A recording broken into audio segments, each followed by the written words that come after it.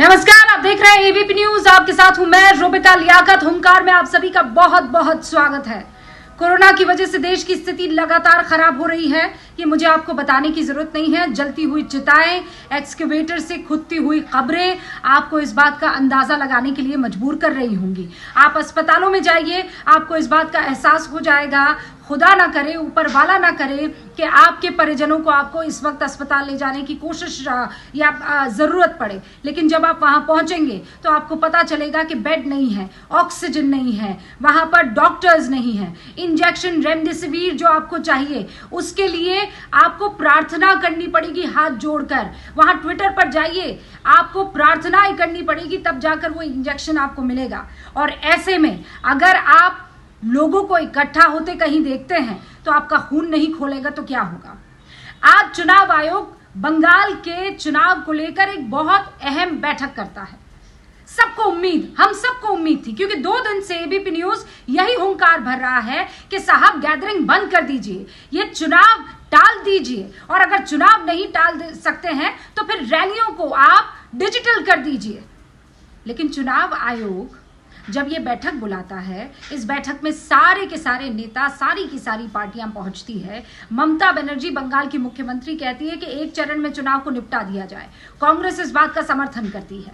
लेकिन जब बीजेपी से पूछा जाता है, उससे पहले आप समझिए, बीजेपी से पूछा तब जाता है जब यह पता चलता है कि चुनाव आयोग की इस बैठक के एजेंडे में यह बात तो थी ही नहीं। और जब बीजेपी से पूछा जाता है तो बीजेपी कहती है कि वो चुनाव आयोग तय करे कि किस तरीके रूल्स एंड रेगुलेशंस अप्लाई करने हैं। कुंभ का मेला अभी तक चल रहा है, रैलियां, रोड शो अभी तक हो रहे हैं। अरे भाई जागो, ये कोरोना है, बड़ा सेक्युलर है, ना धर्म देखता है ना सियासत देखता। आज इसी पर हुंकार। लेकिन पहले ये रिपोर्ट आप देखिए।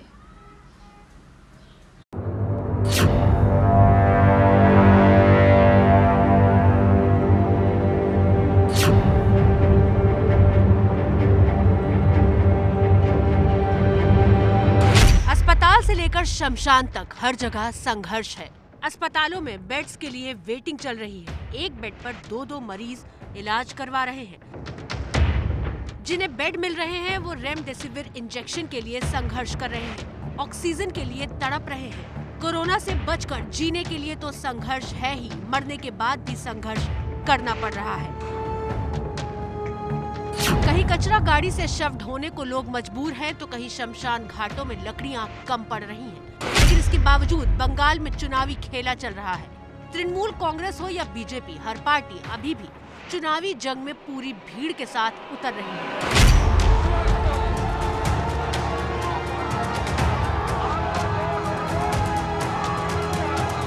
चुनावी रैलियों पर पाबंदी की मांग के बावजूद आज बंगाल में बीजेपी और टीएमसी के नेताओं ने रैली की। रैली के दौरान हजारों लोगों की भीड़ जुटी और कोरोना प्रोटोकॉल की धज्जियां उड़ गई। देख सकते हैं चारों तरफ वही तस्वीर, कोरोना नियमों का पालन, जो प्रोटोकॉल्स का पालन ज्यादातर लोग नहीं कर रहे हैं। मास्क नहीं है, ज्यादातर चेहरों पर आप देख सकते हैं। भीड़ कम करने के लिए ममता बनर्जी मांग कर रही हैं कि बाकी बचे चरणों का चुनाव एक साथ कर दे। लेकिन बीजेपी को लग रहा है कि टीएमसी हार रही है, इसलिए इस तरह की मांग की जा रही है। देखिए, जो जगह में अगर इलेक्शन कमीशन 7-8 दिन हाथ में टाइम देके और 3 फेज एक साथ में कर दे तो ठीक है, कोई बात नहीं है। 22-17 होता है 5th फेज, तो अगर 26 को कोई डेट देके करे तो हमारा कोई एतराज नहीं है। जिन पार्टियों ने सेशन डायरेक्शन करने के लिए वो जान गए कि हार गए हैं, इसलिए वो चुनाव से भागना चाहते हैं। हम तो लड़ना चाहते, लड़ रहे हैं और जीतेंगे। असम इतना छोटा राज्य, उसमें 3 फेज में ममता बनर्जी जब भी जीती 6 फेज भी 7 फेज में होता था। आज हार रहे इसलिए। बंगाल में जहां लोगों की जान की कीमत पर चुनावी रैलियां हो रही हैं, वहीं हरिद्वार में जान की कीमत पर कुंभ स्नान। हरिद्वार में अब तक 50 संत कोरोना पॉजिटिव हो चुके हैं, जिसमें से 30 संत की तबीयत तो शाही स्नान के बाद बिगड़ी है। निर्वाणी अखाड़े के महामंडलेश्वर कपिल देव की कोरोना से मौत भी हो गई, लेकिन इसके बावजूद महाकुंभ जारी है।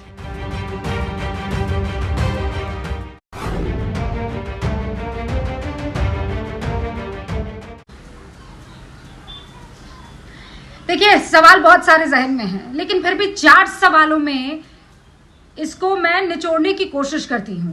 यानी जो हमारी टेंशन है, जो हमारी परेशानी उसे। पहला सवाल तो ये कि रैलियों पर चुनाव आयोग कोई जल्द फैसला क्यों नहीं ले लेता है, क्योंकि कोरोना टाइम देखकर तो नहीं रुका रहेगा। दूसरा सवाल जो जहन में आता है वो यही है कि भीड़ रोकने के लिए ये जो तमाम पार्टियां हैं ये अपनी तरफ से क्यों नहीं पहल कर लेती है? क्यों आज जो है एकदम छोटे बच्चों की तरह कि जो मम्मा कहेंगी या जो चुनाव या आयोग कहेगा या जो टीचर कहेगी वही हम करेंगे, वरना बाकी फैसले तो आप खुद ले लेते हैं। और तीसरा सवाल ये जहन में आता है कि क्या ये जो 3 चरणों के चुनाव रह गए हैं उनको एक चरण में करवाना मुमकिन नहीं है क्या? और सवाल तो कुंभ मेले को लेकर भी है कि कोरोना काल में कुंभ समय से पहले खत्म क्यों नहीं कर दिया जाता है। इस पर बातचीत करने के लिए एकदम सटीक सवाल का सटीक जवाब देने के लिए जो खास मेहमान जुड़ चुके हैं उनसे आपका तारुफ करवा देती हूं। जफर इस्लाम साहब प्रवक्ता हैं बीजेपी के, हमारे साथ जुड़ चुके हैं। अभय दुबे साहब प्रवक्ता हैं कांग्रेस के, हमारे साथ जुड़ चुके हैं। राजीव रंजन साहब जेडीयू के प्रवक्ता हैं, जुड़ चुके हैं। और हमारे साथ मानव जायसवाल जो कि टीएमसी के प्रवक्ता हैं, जुड़ चुके हैं। साथ में डॉक्टर अंशुमान कुमार भी जुड़ चुके हैं। मैं आज नेताओं से शुरुआत करूं उससे पहले डॉक्टर अंशुमान आपसे शुरुआत करने वाली हूं। ये हमारी मुहिम है।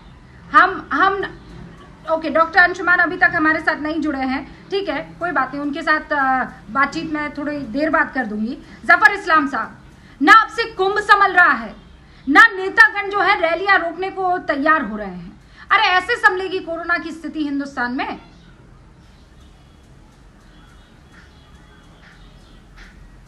देखिए रुबिका जी, टॉक बैक, आवाज़ मेरी वापस आ रही है इसलिए मुझे थोड़ा सा डिस्टर्ब हो रहा है, ज़रा ठीक करा दीजिए। लेकिन मैं ये कहना चाह रहा हूँ, एको ठीक कर लीजिए, कि इलेक्शन कमीशन की अपनी रिस्पॉन्सिबिलिटी है।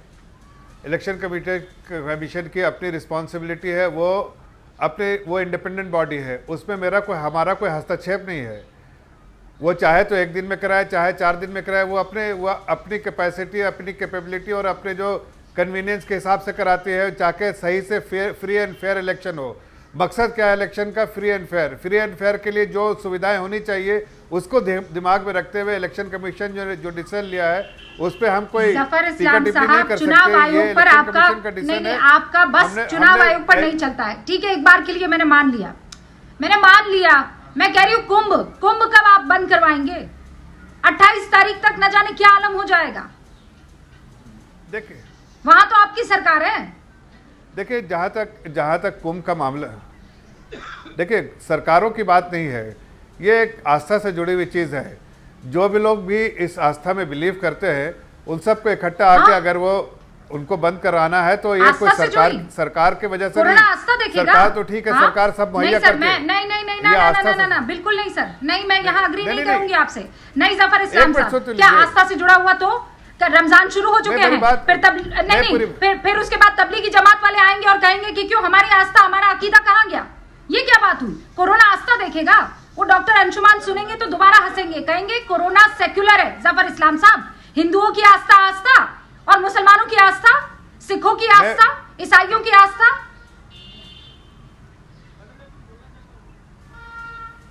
मैं यही कह रहा हूं, आपको सुन लीजिए एक मेरी बात पूरी।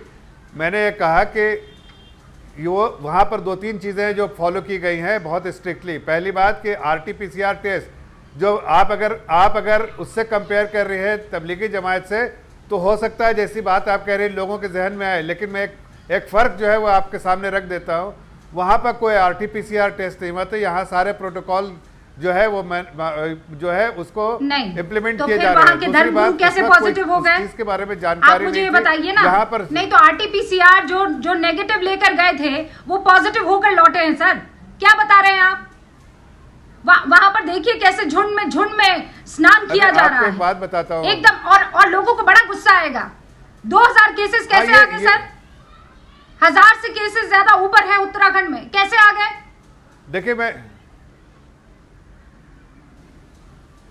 मैं यही कह रहा हूं आपको रुबिका जी, जफर इस्लाम साहब मान लीजिए, अगर सभी लोग जिनको जितने सख्त फैसले लेने चाहिए, आस्था की चीज कतई मत बोलिएगा जफर इस्लाम साहब, मैं बिल्कुल नहीं मानूंगी। क्या नहीं? आस्था है तो क्या? लेकिन प्रोटोकॉल के साथ डुबकी लगाने से उनको कोरोना नहीं होगा। प्रोटोकॉल के साथ हाँ तो फिर 1000 केसेस कैसे आगे, मुझे बताइए। नहीं, प्रोटोकॉल फॉलो कर रहे हैं ना, कि प्रोटोकॉल फॉलो किया उन्होंने। अगर प्रोटोकॉल फॉलो नहीं करते तो उसकी बात है, जब आरटीपीसीआर टेस्ट के बाद आप पॉजिटिव है, कहाँ है 2 गज की दूरी, मुझे बताइए। कहाँ है 2 गज की दूरी, बताइए ना मुझे जफर इस्लाम साहब। एक मुंडी से दूसरी मुंडी चिपकी हुई है, कहाँ प्रोटोकॉल फॉलो किया जा रहा है? आरटीपीसीआर आप लेकर चले जाइए, उसके बाद पहुंच रहे हैं घर पर तो पॉजिटिव होकर पहुंच रहे हैं। देखिए, आप यहाँ पर एक्सक्यूज मत दीजिए जफर इस्लाम साहब, आप इस बात को समझ लीजिए कि जो सख्ती से फैसला लिया जाना चाहिए, रातों रात लॉकडाउन लग सकता है, रातों रात नोटबंदी हो सकती है। आप हमें ताली बजाने के लिए कहते हैं, पूरा देश ताली बजाता है। आप थाली बजाने के लिए बोलते हैं, पूरा देश थाली बजाता है। आप कहते हैं दिया जलाएंगे, पूरा देश दिया जलाता है। अब पूरे देश को आपकी जरूरत है जफर इस्लाम साहब, इस सरकार की जरूरत है। वहां शमशान घाट में चिताएं जल रही है, वहां आप देखिए कब्र खोद कर एक साथ लाशों को डाला जा रहा है, और आप कह रहे हैं आस्था का इशू है। मानव जायसवाल कुछ कहना चाहते हैं? नहीं सर, बिल्कुल नहीं, बिल्कुल नहीं। पूरा देश आपका साथ दे रहा है। एक मिनट में और अब जब आपको फैसला लेना चाहिए तो आप कह रहे हैं कि चुनाव आयोग फैसला ले, आप कह रहे हैं कि महाराष्ट्र लोग फैसला ले, तो आप लोग क्या फैसला लेंगे? नहीं, मैं आपको एक जवाब दे रहा हूं। देखिए, सरकार का निजाम होता है कि आप जो प्रोटोकॉल फॉलो करना, लेकिन एक आम नागरिक की भी रिस्पॉन्सिबिलिटी होती है कोरोना के फाइट में। अगर सोशल डिस्टेंसिंग का नॉर्म कहा है तो सोशल डिस्टेंसिंग का नॉर्म फॉलो करना भी उनकी रिस्पॉन्सिबिलिटी भी है। देखिए, अगर आप बहुत सारे लोग बहुत सारे जगह जमा हो जाते हैं, चाहे वो यहाँ हो चाहे कहीं हो। मुझे पता था जब आपकी जिम्मेदारी आप संभाल नहीं पाएंगे तो आप दूसरी तरफ जो है नहीं इशारा करने लगेंगे। अब मैं कह रही हूं कि वहां पर प्रोटोकॉल नहीं निभाया जा रहा है, या आप भी, आपकी आंखों देखी भी है, मेरी आंखों देखी भी, और यहाँ पर बैठे तमाम लोग और मेरे तमाम व्यूअर्स, आस्था की बात मत कीजिएगा। मैं सर झुकाकर सबकी आस्था को नमन करती हूं, मैं, और बहुत शिद्दत से करती हूं, लेकिन आस्था बहाना नहीं हो सकता है, किसी धर्म के लिए बहाना नहीं हो सकता है।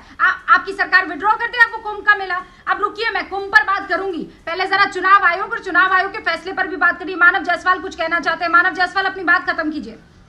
मैडम, मैं सभी को नमस्कार करता हूँ, हमारे पूरे पैनलिस्ट को, पूरे देश को नमन करता हूँ। और हमारी संवेदना उस हर परिवार से है, हमारी नेत्री की संवेदना उस हर परिवार से जिन्होंने अपने प्रियजनों को खोया है। ये बहुत ही दुखद समय है, लेकिन आपको पता है कि हम एक धर्म संकट में है, जहाँ इलेक्शन भी शायद जरूरी है, लेकिन हमारी नेत्री ने हर लोगों को बोला है कि सोशल डिस्टेंसिंग, जो कि एक तरीके से भूतकाल में चला गया है, लेकिन फिर भी मास्क पहने। और जहाँ तक मैडम आस्था का सवाल है, कर्म प्रधान होना चाहिए। आस्था धर्म का विषय है, मैं उसका सम्मान करता हूँ, लेकिन कर्म प्रधान होना चाहिए। जहाँ हमने देखा है कुछ सालों में, और जिस तरीके से इतनी निंदनीय बातें जब चीफ मिनिस्टर, मुख्यमंत्री, आज ममता बनर्जी ऐलान कर देंगी कि कल से वो कोई रोड शो नहीं करेंगी, कल से कोई रैली नहीं करेंगी, टीएमसी का कोई नेता ये काम नहीं करेगा। मैडम, हमने छोड़ दीजिए आस्था, मैं सियासत की बात कर रही हूँ। आप वादा करते हैं, हमने पहल करी है, हमने बोला है 3 फेज के इलेक्शन आप 1 फेज में करा लो, और हम हर वो सोशल डिस्टेंसिंग और हर वो चीज का अनुसंधान के हिसाब से हम लोग काम करेंगे, और हम लोग हर तरीके से डिसिप्लिन में रहेंगे। ये हमारी नेत्री ने बोला है, और आज मंच से भी बोला है, और उन्होंने मंच पे भी बहुत लोगों को बोला कि आप मास्क पहनिए, घर से निकलने के पहले मास्क पहनिए। बहुत सारी महिलाओं ने मास्क पहना, और ये दिख रहा है। देखिए, एज मुख्यमंत्री हमारी संवेदना हमारे पूरे प्रांत नहीं, पूरे देश के साथ नहीं समझ पा रहे हैं। मास्क पहनने से मैडम, नहीं, प्रॉब्लम ये है ना कि सोशल डिस्टेंसिंग करते हैं तो मास्क नहीं पहनते हैं, मास्क पहनते हैं तो सोशल डिस्टेंसिंग नहीं करते हैं। अरे दोनों चीजें एक साथ होनी है ना। मास्क पहन लेने से, इतना लंबा रोड शो कर लेने से आपको लगता है कि कोरोना किसी को नहीं अटैक करने वाला है? देखिए मैडम, डॉक्टर अंशुमान, कैसे समझाया जाए नेताओं को? भी कर रहे हैं रोड शो में आने के लिए, और हमने कम से कम जो लोग बहुत ही प्रिय है वो आ जा रहे हैं भावुकता से, लेकिन हम लोगों को दूर नहीं रख रहे, हम लोगों के साथ खड़े हैं, परस्पर खड़े हैं। हमारी नेत्री ने खुद इंजेक्शन, कोविड वैक्सीन इंजेक्शन नहीं लगाए, क्योंकि उन्होंने साथ ही तो नहीं खड़े रहना है। अरे अभी साथ ही तो नहीं खड़े रहना है। मानव जायसवाल, आप लोगों को ये बात क्यों नहीं समझ में आ रही है? क्यों आप नहीं रहना है साथ खड़े? प्लीज दूर खड़े रहिए। आपको नहीं करनी है रैली, प्लीज मत कीजिए रोड शो। हम लोग कोशिश तो कर रहे हैं मैडम, लेकिन क्या करें, ऐसा राजीव रंजन जी हमारे साथ जुड़े। राजीव जी, नहीं, एक सेकंड, ना, आप लोग लाचार होकर ये इसे कहते हैं येड़ा बनकर पेड़ा खाना। ठीक है, क्या हम क्या करें, हम लाचार हैं। अभय दुबे कुछ कहना चाह रहे हैं, उसके बाद मैं आती हूँ राजीव रंजन जी। मानव जायसवाल 1 सेकंड रुकिए। ओके मानव जायसवाल रुकिए 1 सेकंड। अभय दुबे जी। देखिए रूपिका जी, मैं 100% आपकी बात से सहमत हूँ। पहली बात तो मैं जितने मेरे हिंदू धर्म के, मैं भी सनातनी हिंदू हूँ, मैं हाथ जोड़कर प्रार्थना करना चाहता हूँ। देखिए भारतीय जनता पार्टी सत्ता का अमृतपान करना चाहती है और एक समुद्र मंथन में से आपको विष पिलाना चाहती है। वो जो कुंभ का मेला है वो होता ही इसलिए कि 4 स्थानों पर अमृत गिरा था। तो ये भगवान शंकर को विष धारण करने दीजिए। कालकूट नाम का विष मैं पहले भी कह चुका हूँ। भारतीय जनता पार्टी सत्ता की भूख में इतनी अंधी है कि वो निरस्त नहीं करेगी। दूसरा बड़ी बात मैं करना चाहता हूँ आपके सम्मुख, ये देश। अरे भाई तो आप चले जाइए ना, आप राहुल गांधी को क्यों रोका नहीं? मैं नहीं बोला राहुल गांधी को क्यों नहीं रोका? राहुल गांधी क्यों जा रहे हैं रैली पे रैली किए रहे? रैली पे रैली क्यों कर रहे? मैं एक सवाल पूछ रहा हूँ, जवाब दीजिए ना, भाषण मत दीजिए, सवाल का जवाब दीजिए। मैं सिर्फ इतना पूछ रहा हूँ कि राहुल गांधी, प्रियंका गांधी पूरे टाइम पर रैली कर रहे हैं, उसमें कोई कीजिए ना। मैं आपके सवाल को पूछ लूंगी। जफर इस्लाम साहब रुकिए, आपके बीच में कोई नहीं बोला था। अभय दुबे को पहले अपनी बात पूरी कर लेने दीजिए। ऑलराइट अभय दुबे जी जवाब दीजिए ना। प्रियंका गांधी राहुल गांधी क्यों दे रहे हैं, क्यों दे रहे हैं इस तरीके से कोरोना को आमंत्रण, क्यों रोड शो कर रहे हैं? रूबिका लियाकत जी, भारत की सरकार को पता, राहुल गांधी कर रहे हैं। देखिए 2 महत्वपूर्ण रिपोर्ट की खुलासा करता हूँ।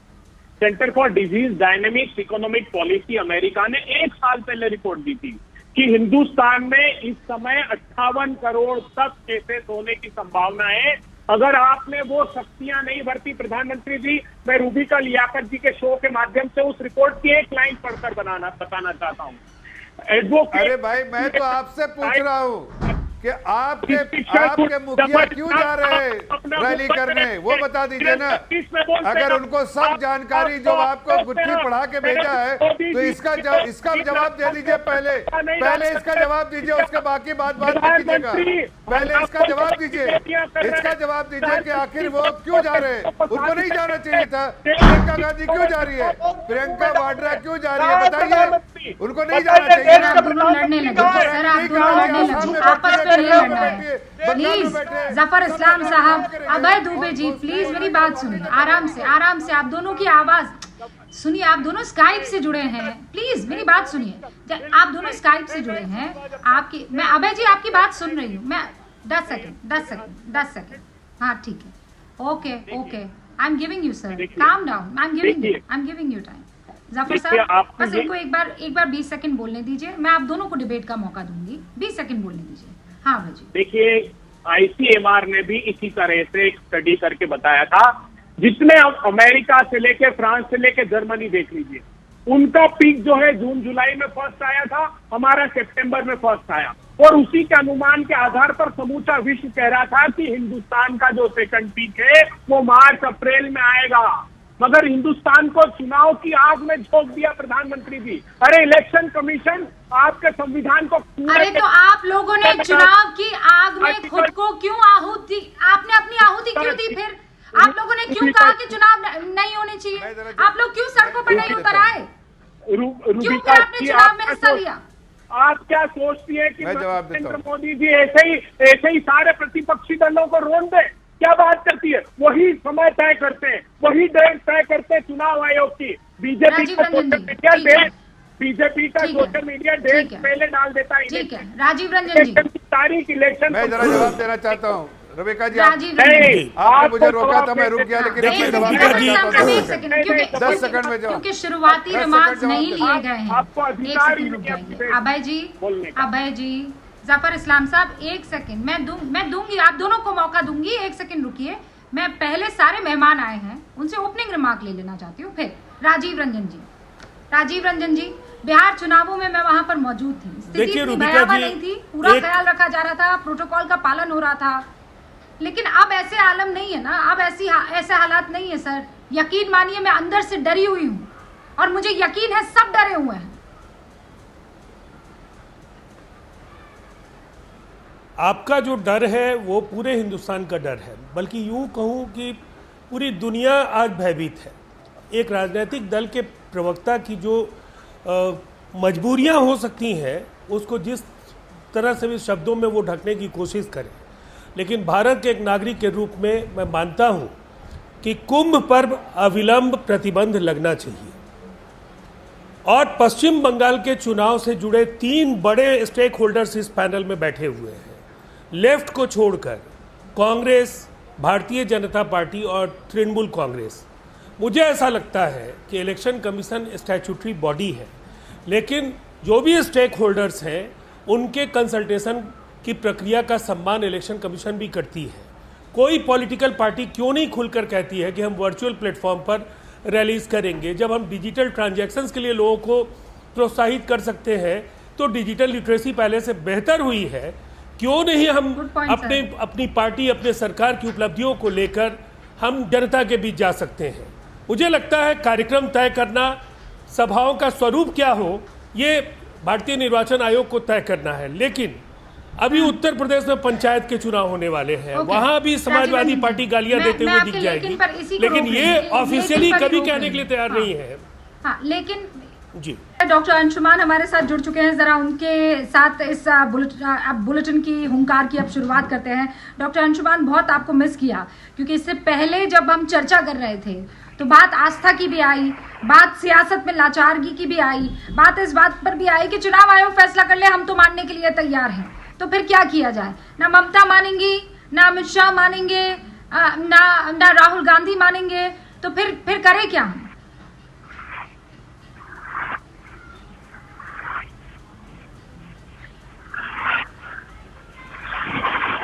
देखिए, एक बात जो आस्था की है और एक बात चुनाव आयोग की है। तो ये तो हुआ कि ये करके दे दो, और या आस्था करके दे दे या चुनाव आयोग करके दे दे। तो फिर तो good governance versus God governance की बात तो कर लें। अगर गॉड गवर्नेंस ही चलाना है, जिसको हिंदी मुहावरे के तहत करें राम भरोसे हिंदू होटल, तो फिर गुड गवर्नेंस की बात नहीं होनी चाहिए। उनसे मोरालिटी ग्राउंड पे मैं पूछना चाहता हूं कि उन ऐसे नेताओं से क्या उम्मीद करेंगे जो चुनावी रैली में कोरोना संक्रमण को बढ़ाने में भागीदारी कर रहे हैं, और ये जब सरकार में आएंगे तो क्या करेंगे? हेल्थ इनके लिए कितनी प्रायोरिटी होगी? पहला सवाल ये निशान नहीं खड़ा हो जाता है अगर आस्था और चुनाव आयोग पे छोड़ रहे हैं। तो क्या मोरालिटी ग्राउंड कोई चीज है कि नहीं है? किस मोरल को लेके पब्लिक के सामने आप जाकर चुनावी रैली कर रहे हैं? सब कुछ इलेक्शन, हाँ ठीक है, ये बिल्कुल सवाल या निशान इलेक्शन कमीशन पे भी होना चाहिए कि एपिडेमिक, इतनी बड़ी एपिडेमिक चल रही है कंट्री में, क्या आप अपने रूल रेगुलेशन को ठीक नहीं कर सकते हैं? डिजिटलाइज नहीं कर सकते रैली को? कोरोना का टीका लगने के लिए डिजिटल सिस्टम, कोरोना टेस्ट कराने के लिए digital system, corona recording digital system, लेकिन रैली होगी फिजिकल। तो ये कहां जाएगा? और इसका जब ब्लास्ट होगा चुनावी रैली के बाद, तो हमारे पास इतना हेल्थ स्ट्रक्चर नहीं है, हम इस सिस्टम को कंट्रोल कर पाएंगे, इतना बड़ा लोड आने वाला है। डॉक्टर अंशुमान, मैं चाहती हूँ एक बार फिर से आप दर्शकों को ये बताइए कि मान लीजिए मैं कोरोना से संक्रमित हूँ और मैं कुंभ मेले में चली जाती हूँ, तो मैं कितने लोगों को संक्रमित कर सकती हूँ? या फिर मैं किसी नेता की रैली में चली जाती हूँ और मैं कोरोना संक्रमित हूँ, मैं कितने लोगों को संक्रमित कर सकती हूँ?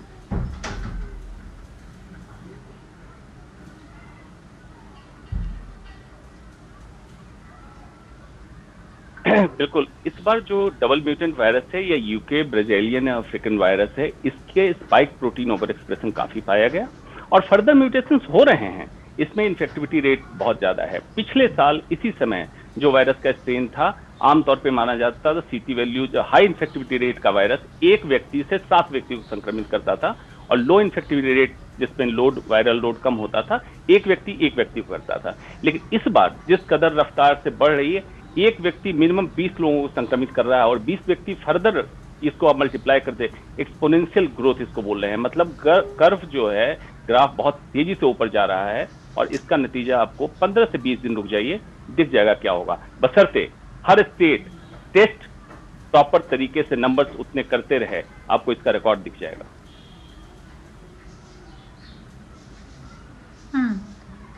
जफर इस्लाम साहब, एक आदमी 20 लोगों को, फिर वो 20 लोग और ज्यादा, मतलब एक आदमी 20, मैं मैथ्स में बहुत शानदार तो नहीं हूं, आप बहुत अच्छे आंकड़ों के सौदागर हैं, आप बताइए अगर एक आदमी संक्रमित है और वो 20 को संक्रमित कर रहा है तो वो कितना खतरनाक साबित हो सकता है?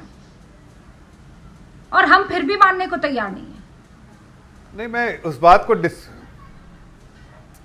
नहीं, आप फिर भी नहीं समझ रही मैं क्या कहना चाह रहा हूँ।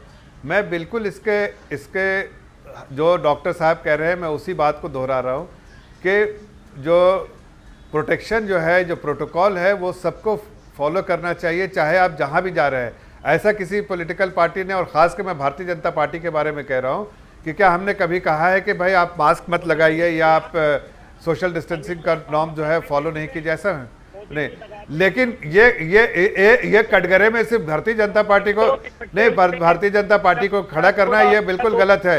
मैं समझता अगर इलेक्शन कमीशन का रिजल्ट नहीं, 1 मिनट सुन लीजिए, इलेक्शन कमीशन का अगर डिसीजन X होता, लेकिन अगर राहुल गांधी, अरे भाई इतना काहे को इतना परेशान काहे हो रहे हैं? राहुल गांधी को बता दिया होता ना, राहुल गांधी को बता दिया होता, सोनिया गांधी और प्रियंका गांधी को बता दिया। टेक्निकल प्रॉब्लम है, आप दोनों एक साथ बोलेंगे, जनता को आवाज नहीं सुनाई देगी।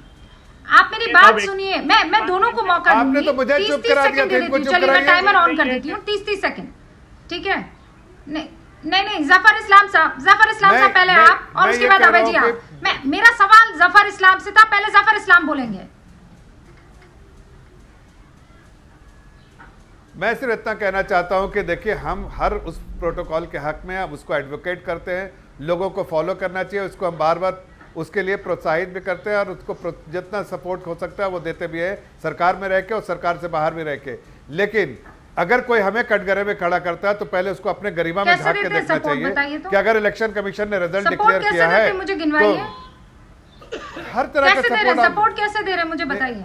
नहीं, जानना चाहती हूं, क्या रैली में आमंत्रित करके, रोड शो में आमंत्रित करके, कुंभ मेले में शाही स्नान के लिए आमंत्रित करके, ऐसे सपोर्ट कर रहे हैं आप? कैसे सपोर्ट कर रहे हैं आप? देखिए, अगर रैली में कोई आता है तो कोई उसको घर से उठा के नहीं लाया जाता, ये गलत बात है आपकी। रैली में अपने हिसाब से लोग आते हैं, और खास के मैं ये कह सकता हूँ भारतीय जनता पार्टी के रैली में लोग अपने आप जुड़ने लगते हैं। ये बात तो आपको भी पता है और हमें भी पता है, और जो बैठे जो हैं जिनके रैली में कुछ लोग आते हैं उनको भी पता है। लेकिन हम ये कहते हैं कि आप प्रोटोकॉल का फॉलो कीजिए, प्रोटोकॉल का फॉलो। नहीं, जफर इस्लाम साहब, आप ये कह रहे हैं कि रैली में आओ तो वेलकम, मर जाओ तो भीड़ कम। अभय दुबे जी, घर से उठाकर नहीं लाया जाता है, हम ही आ जाते हैं। एक्चुअली जनता बेवकूफ है कि नेताओं के चक्कर में हम लोग उनको हर तौर तरीके से यकीन करते हैं। आओ तो वेलकम, मर जाओ तो भीड़ कम। और हम यही भारतीय जनता पार्टी है जो इनपे खरे कर उतरती है उनके उम्मीद पर।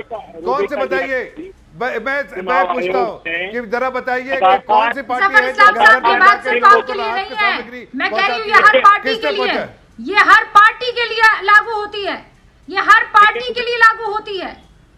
नहीं, बट आप बाती पार्टी का कॉन्डक्ट देखिए, हम तो घर बेशर्मी से ये लोग जो लोगों को राहत तबाह करने पर तुले हुए हैं। लेकिन ये बेशर्म पार्टी के जो राज्यों में आपकी सरकार, और आज अगर सवाल उठेगा इस देश को कोरोना की लड़ाई में सबसे आगे एकदम स्ट्रांगली रखने में, तो वो उसकी जिम्मेदारी आप ही पर है।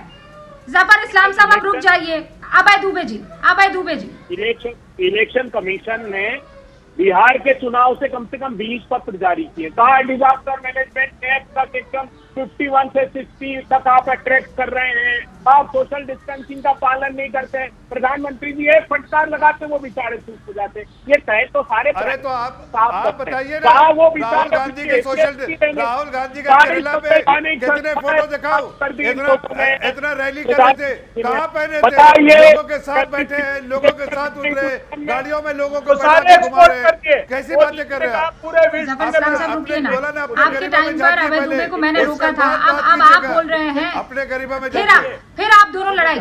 अभय दुबे, नहीं, फिर जफर इस्लाम साहब रुक जाइए प्लीज, जफर साहब प्लीज। अभय जी 14 अप्रैल के बाद तो राहुल गांधी के भी दौरे शुरू हो गए ना। ये क्या महान प्लान है आपके नेता का? क्या महान प्लान है कि जब 2 लाख पार हो जाए पर डे केसेस तो राहुल गांधी निकलेंगे रैली के लिए पश्चिम बंगाल। पहले तो उनको दिखा नहीं, आप पश्चिम बंगाल जाना उनको। तो चुनाव आयोग के अस्तित्व क्या बचा फिर? चुनाव आयोग को आर्टिकल 24 में असीमित अधिकार है मुझे बताइए, रेमडेसिविर एक्सपोर्ट कर दिए प्रधानमंत्री जी ने, सारे वैक्सीन एक्सपोर्ट कर दिए प्रधानमंत्री जी ने। अरे हिंदुस्तान की जनता क्या मौत के मुंह में डालने के लिए आपने रखी? बस वोट चाहते हैं जनता से, जनता के हक और अधिकारों को विश्व भर में प्रसिद्धि पर लुटा देना चाहते हैं प्रधानमंत्री। आज से 1 साल अभय दुबे जी, आप राहुल गांधी की बात कीजिए ना।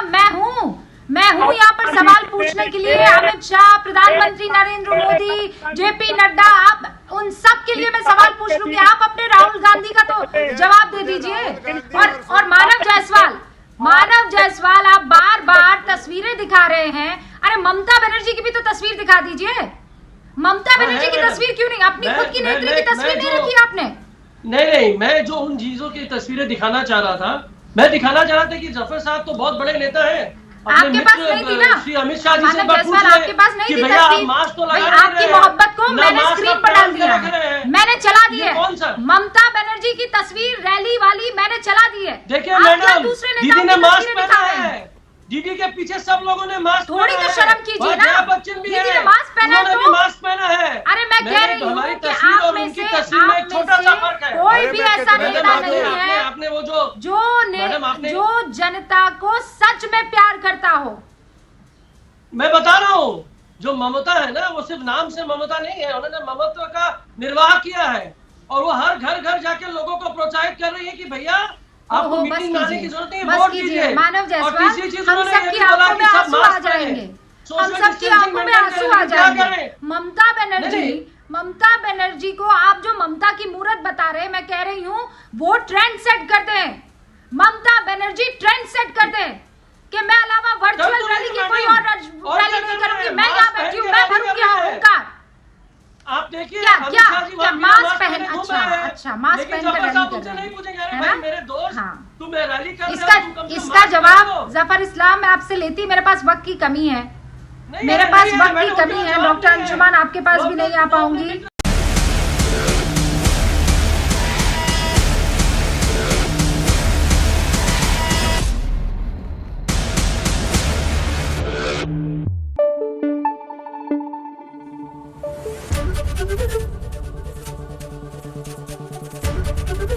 एबीपी न्यूज आपको रखे आगे।